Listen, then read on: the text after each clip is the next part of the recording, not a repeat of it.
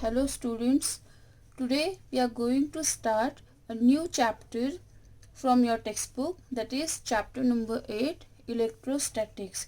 See, we have already studied some aspects of electrostatics in 11th standard.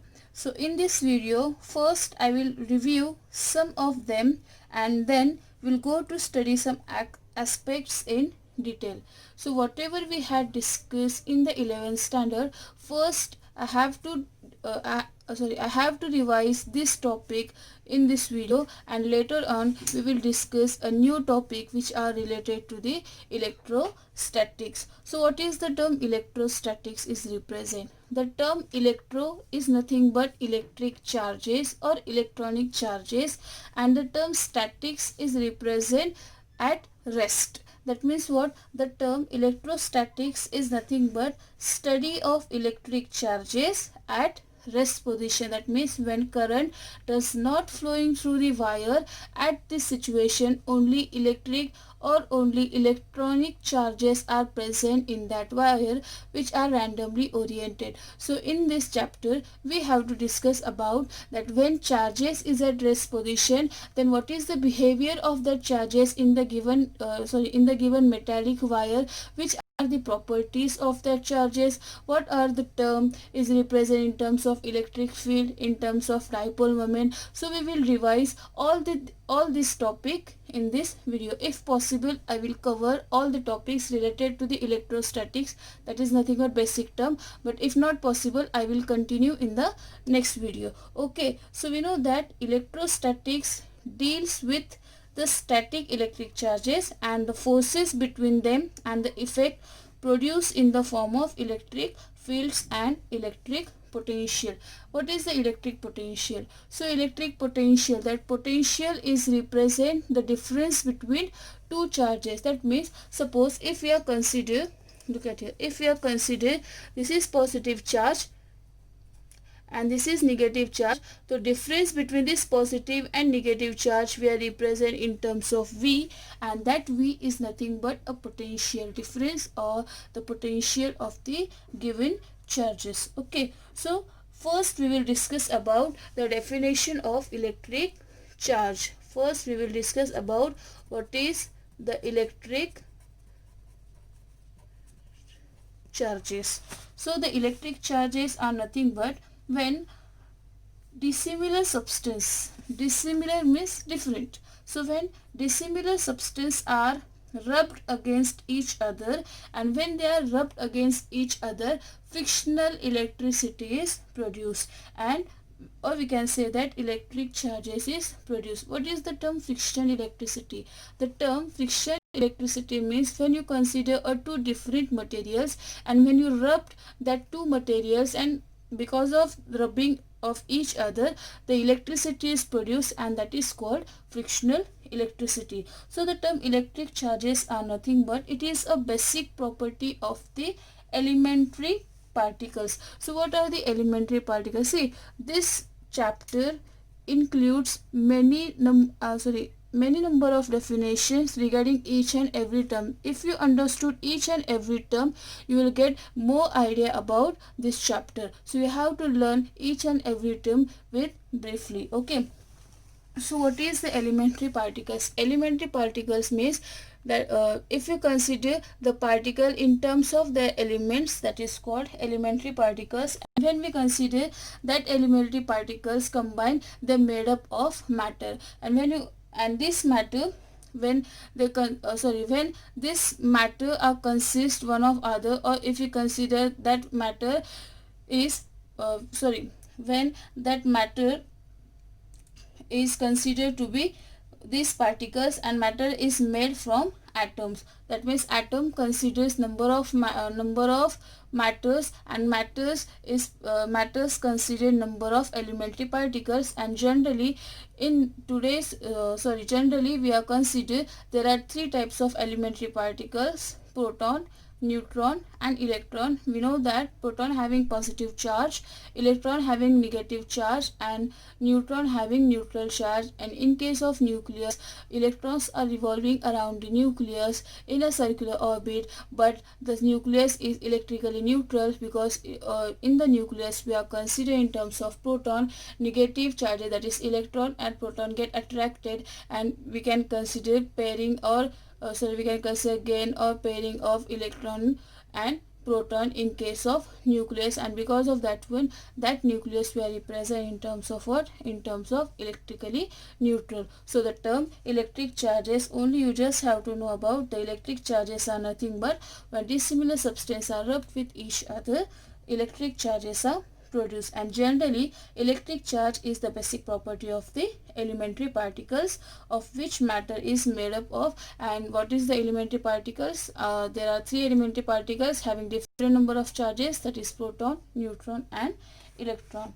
Okay, so the next term is what are the basic properties of the electric charge. This point is very important. You have to know about what are the basic properties of the electric charge we are considering. So the first property is additive nature of charges. The first property is what? First property we represent, that is additive nature of charges. This is the first property of the charges. What is the term additive? That means we can say that two charges, or we can say that electric charge is additive similar to the mass. That means the total electric charge on an object is equal to the algebraic sum of all the electric charges distributed on the different parts of the object. But when we consider addition of the charges, it depends on the number of positive charges and number of negative charges. So if suppose, look at here, suppose if you consider this is one of the rod having plus positive 5 charges are present in that rod. Okay, and if we consider another rod having negative charges, suppose there are minus 4 negative charges, that means all 4 electrons are present in that rod. So what is the additive nature of charges? Suppose if you add plus 5 and minus 4, that is plus 5, plus and plus become minus, minus 4. So total additive nature of charges is how much? Is plus 1. Or in case of suppose if you consider minus 5 and plus 4, so that means we are consider minus 5 plus 4, we can write minus 1 is the additive nature of charges. Or if you consider equal amount of charges present in that rod, same as equal amount of charges present in another rod, that is minus 5 plus 5, then the total charges is present in the given system is how much?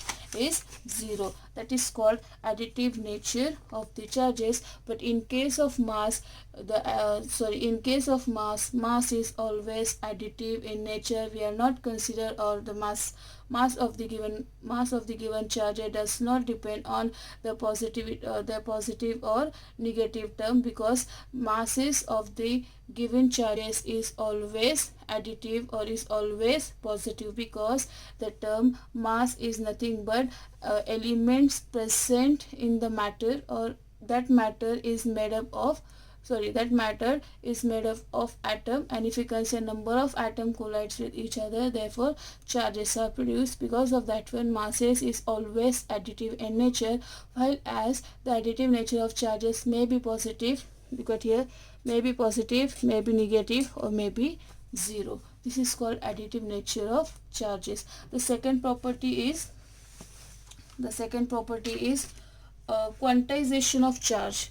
The second property of the given charge is quantization of charge. First, what is the term quantization is represent? See, the term quanta is called packets of energy. When we consider packets of energies coming from the any source of light, then that energy we are represent in terms of quanta.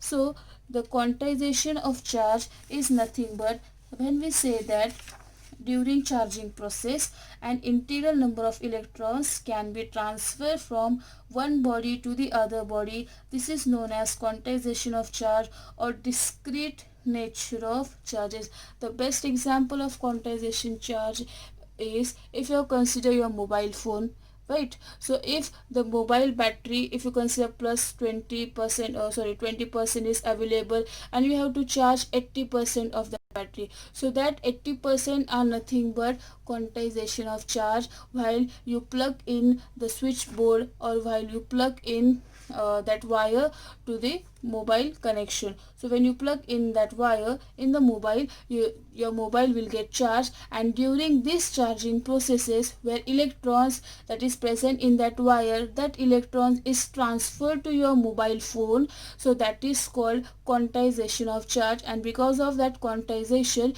your mobile after 1 hour or 2 hour, your mobile will get completely charged mobile, or 100% charged mobile, and that 100% is nothing but the term quantization of the charge. We know that the value of the one electron is nothing but 1.6 into 10 raised to minus 19 coulomb, right? So here C is called SI unit of charges, that is coulomb. So remember that the term quantization is nothing but discrete nature of charges, or we can say that charging process and integral number of electrons can be transferred from one body to the another body is called quantization of charge. The third basic property is conservation of charge. The third is conservation of charge. What is the term conservation is represent? Conservation means store.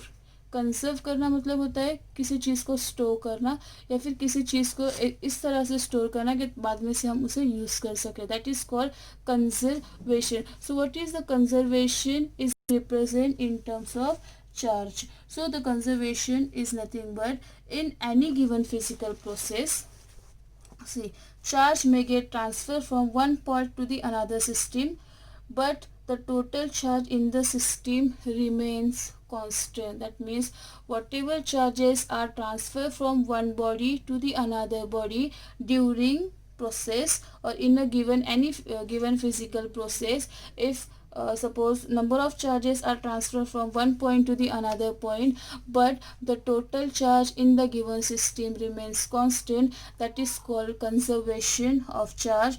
Or another definition is, for an isolated system, total charge cannot be created nor be destroyed, or in a simple words, the total charge of an isolated system is always conserved. Isolated system means temperature is constant, delta T is equal to what?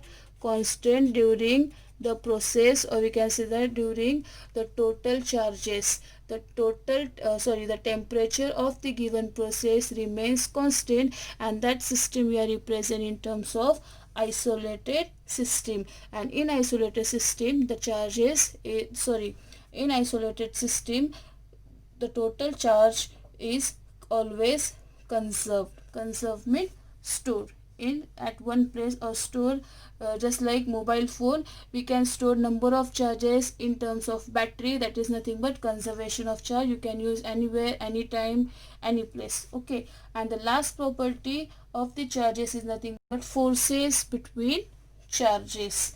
The last property is forces between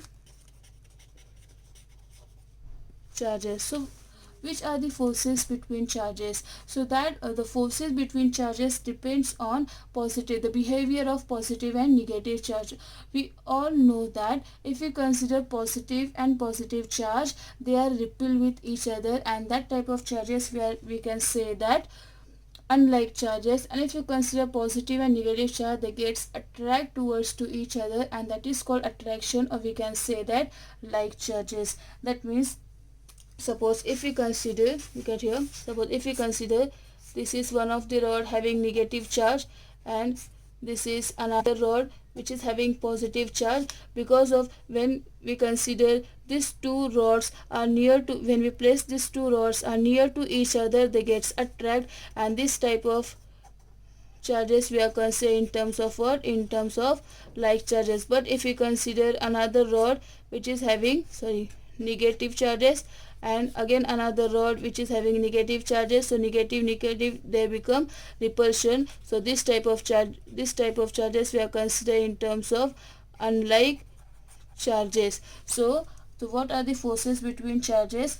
The first one is like charges attract each other, and second one is unlike charges are repel each other. This is called forces between the charges. And in terms and whenever we consider term force in terms of electrostatics, we are using the term Coulomb's force of attraction or repulsion between two charges. So our next point is Coulomb's law in electrostatics. See, Coulomb's law is a fundamental law governing interaction between charges at rest position. That means when these two charges is at rest position, then we can govern Coulomb's law in electrostatics. If the current is passing through that charges, then we cannot consider Coulomb's law. We can consider another law depending on the current electricity. Remember this point, Coulomb's law is only applicable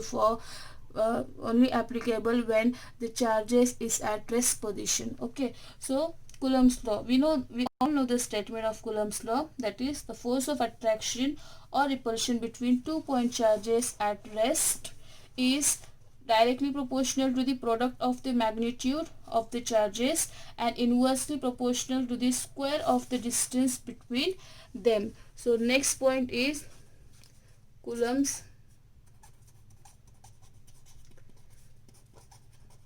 law.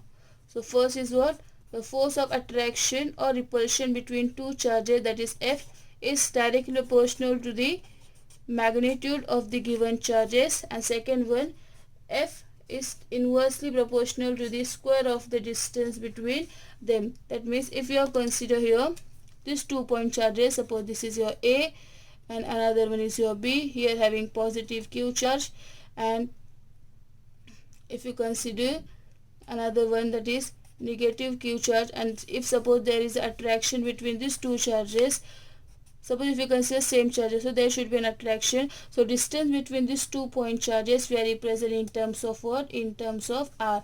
But when we consider same charges, that is plus Q charge and plus Q charge, this are getting repelled with each other. They should be attracted, there should be repulsion, and the distance is R is large. That's why we are considered the force of attraction or repulsion. We cannot say that only the force of attraction, or we cannot say that force of repulsion only. We have to say that force of attraction as well as repulsion in case of Coulomb's law. So F is proportional to the magnitude of charges. Suppose this is your Q1 and this is your Q2, same for Q1 and Q2. So whatever magnitude is present at point A, that is represent Q1, and whatever magnitude of Q2 present at B, we are considering in terms of Q2, and the distance between these two charges, this is called Coulomb's law in electrostatic. To remove this proportionality sign, we can say that F is equal to K Q1 Q2 upon R square, where K is called proportionality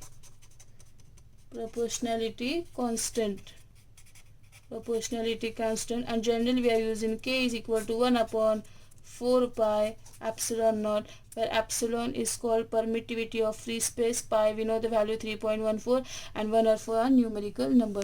So K is called proportionality constant. This statement is called Coulomb's law for electrostatics. So depending on the Coulomb's law, the next topic we have to discuss about what is the relative permittivity or dielectric constant. See, we already know that the force of attraction and repulsion, we can consider F is equal to K Q1 Q2 upon R square, or we can say that F is equal to 1 upon 4 pi epsilon naught Q1 Q2 upon R square.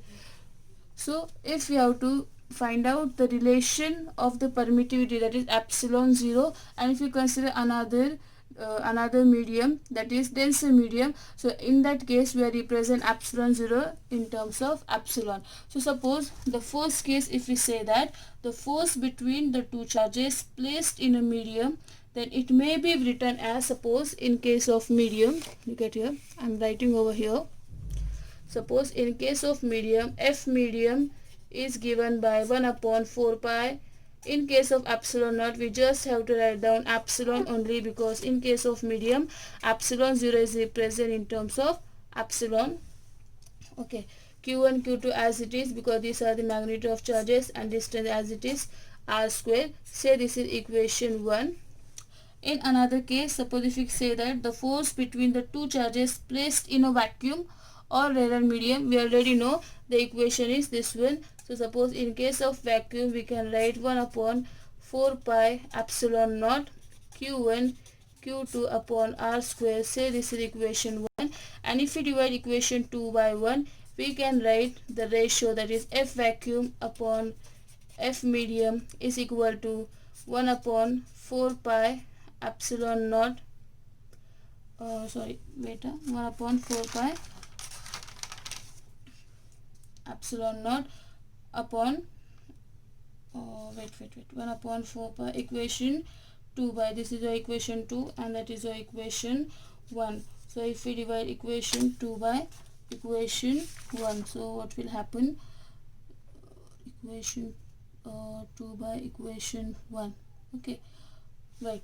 So we can write 1 upon 4 pi epsilon naught q1 q2 upon r square divided by 1 upon 4 pi epsilon in case of medium q1 q2 upon r square. This one get cancelled. 1 upon 4 pi get cancelled. This epsilon is denominator, so it's going to the numerator. So we can write therefore F vacuum upon F medium, which is equal to epsilon upon epsilon 0, and this ratio is called ER, that is called relative permittivity.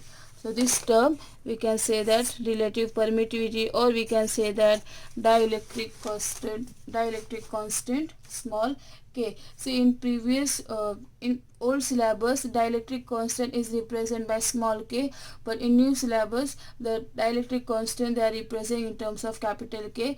But you have to understand that in case of Coulomb's law, capital K is called constant of proportionality, and whenever you consider the term dielectric constant, K is represent the term K is equal to epsilon upon epsilon naught, and this is called the relative permittivity or dielectric constant of the two different medium. Okay, and afterwards we can say we can derive the definition of 1 coulomb. What is the definition of 1 coulomb, and how to define the definition of 1 coulomb? So the 1 coulomb is the amount of charge which, when placed at a distance of 1 meter from another charge of the same magnitude in vacuum, experiences a force of 9 into 10 raised to 9 Newton. That means if we have to define the Coulomb's law, if you have to define definition of Coulomb, suppose if you consider that is one of the charge q1, this is another charge q2,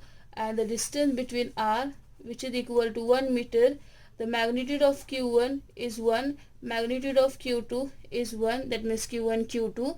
So therefore they say that the force experienced by these two charge is 9 into 10 raised to 9 in terms of Newton. So suppose we know that F is equal to 1 upon 4 pi epsilon naught q1 q2 upon r square. Put the value of q1 q2, so we can write 1 upon 4 pi epsilon naught 1 upon 1 square. So 1 divided by 1, that is 1. So 1 upon 4 into 3.14 into 8.835 I think, into 10 raised to minus 12. Suppose if you solve this, you will get directly answer 9 into 10 raised to 9 in terms of Newton. That is called force experience when we define the term 1 coulomb. So that definition is nothing but 1 coulomb is the amount of charge when placed at a distance of 1 meter, that is 1 meter, from another charge of the same magnitude 1 and 1 in vacuum, experience a force of attraction or repulsion is 9 into 10 raised to 9, and the subunits of the coulomb are, suppose if we consider 10 raised to minus 6, then coulomb we are represented in terms of micro coulomb. Suppose if we consider 10 raised to minus 9 coulomb, so that minus 9 we are represented in terms of nano coulomb. And suppose if we consider 10 raised to minus coulomb, so that minus 12 we are representing in terms of pico coulomb. So these are the sub units of the coulomb. Okay, and in case of vector form, see that F is equal to 1 upon 4 pi epsilon naught q1 q2 upon r square.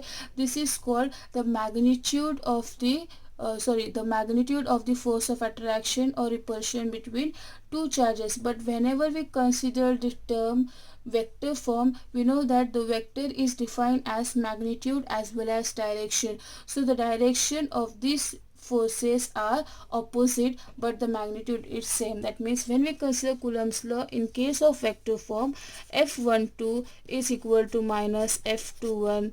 This is called Coulomb's law in vector form. That means whatever force in terms of q1, F1 is exit, in terms of q2, F2 is exit, but the direction of this F1 and F2 both are opposite with each other, and because of that one we have considered the sign negative, but the magnitude of force exit on each side should be same. So that is called vector form of the Coulomb's law. Okay, or we can say that in case of vector, these two forces form an action reaction pair. Okay, this is called action reaction pair. And when we consider, in the next video we will discuss about the rest of the revised topic from the chapter number from the previous standard, that is previous standard chapter number 10, electrostatics. If you have any difficulties regarding these points, you can leave a message or you can ask any doubts. Write a comment in comment box. We will see in the next video. Thank you.